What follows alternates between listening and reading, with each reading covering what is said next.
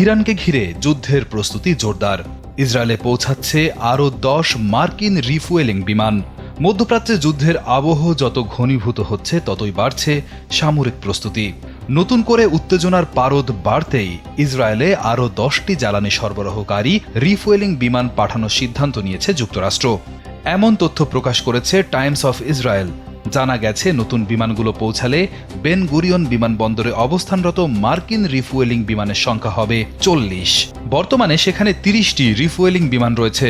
সামরিক এসব বিমান দীর্ঘ পাল্লার যুদ্ধ বিমানকে আকাশেই জ্বালানি সরবরাহ করতে সক্ষম। ফলে সম্ভাব্য বড় আকারে সামরিক অভিযানে এগুলোর ভূমিকা অত্যন্ত গুরুত্বপূর্ণ।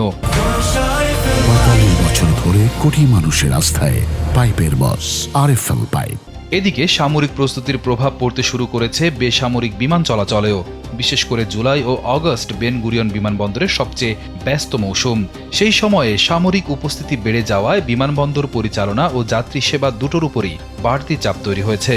উল্লেখ্য, গত 15 জুলাই ইসরায়েলের পরিবহন মন্ত্রণালয় জানিয়েছিল, যুক্তরাষ্ট্রের সঙ্গে সমঝোতার ভিত্তিতে 21 জুলাইয়ের মধ্যে বেন গুরিয়নে থাকা মার্কিন রিফুয়েলিং বিমানের সংখ্যা 20টিতে নামিয়ে আনা হবে। বাকি বিমানগুলো ইসরায়েলি বাহিনীর বিভিন্ন ঘাঁটিতে স্থানান্তরের পরিকল্পনাও ছিল, তবে শেষ পর্যন্ত তা আর করা হয়নি। এদিকে নতুন করে আরও 10টি বিমান পাঠানোর সিদ্ধান্তকে অনেকেই সম্ভাব্য বড় সামরিক অভিযানের প্রস্তুতি হিসেবে দেখছেন। একই সময়ে মার্কিন প্রেসিডেন্ট ডোনাল্ড ট্রাম্পও হুঁশিয়ারি দিয়ে বলেছেন, প্রয়োজন হলে ইরানের বিরুদ্ধে খুবই কঠোর সামরিক পদক্ষেপ নিতে পিছু পা হবে না যুক্তরাষ্ট্র। তাই প্রশ্ন উঠেছে, মধ্যপ্রাচ্যের আকাশে কি শুধুই যুদ্ধ বিমানের সংখ্যা বাড়ছে, নাকি আরও বড় সংঘাতের কাউন্টডাউনও শুরু হয়ে গেছে?